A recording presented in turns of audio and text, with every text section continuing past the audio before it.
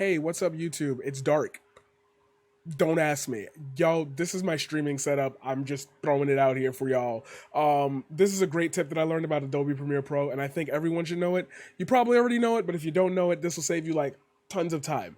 I hate tutorials that like try to like walk you through like 10 minutes of like crap to get a simple answer. So I'm gonna just make this as quick as possible.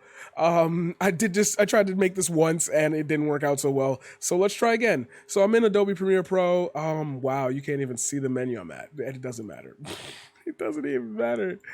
Oh, it never even mattered in the first place. You have no idea what I'm talking about. Anyway, what you should do is use the M key, listen to the song, or if you're making a music video, this probably won't work with anything that you're not syncing. So this is, anyway, M key. While the song is playing, you can press the M key so you can feel the edit on the top of your head or feel the edit from the top of your head as a beat or wherever you feel like the cuts would be naturally. If you're visualizing this, maybe you have a previs plan already, so you would just add markers wherever you plan to cut anyway. Then I want you to create a keyboard, go to your keyboard preferences and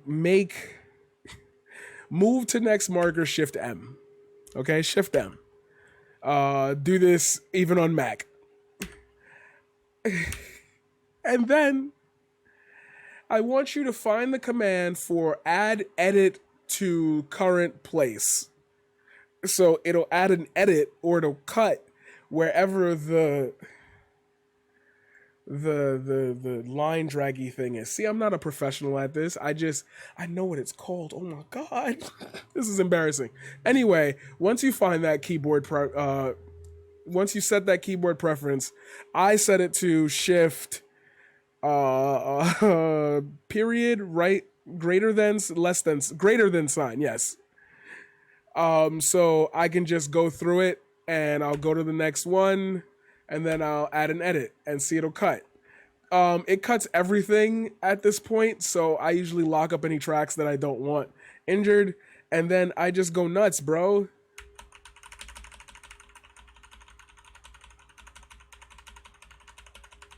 And it'll add an edit to every single clip you have, or whatever's where the timeline marker is. The play thingy. See?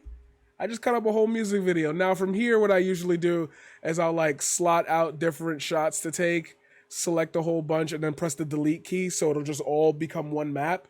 I really would like to show you that, but you came here for that trick, so just do that from now on instead of like manually going through and cutting and deleting. Like, you can start here and then work your way back, but at least you'll have a base. I found that easy. I hope you enjoyed it. If you do, please do me a favor and never make me allow, never, bye.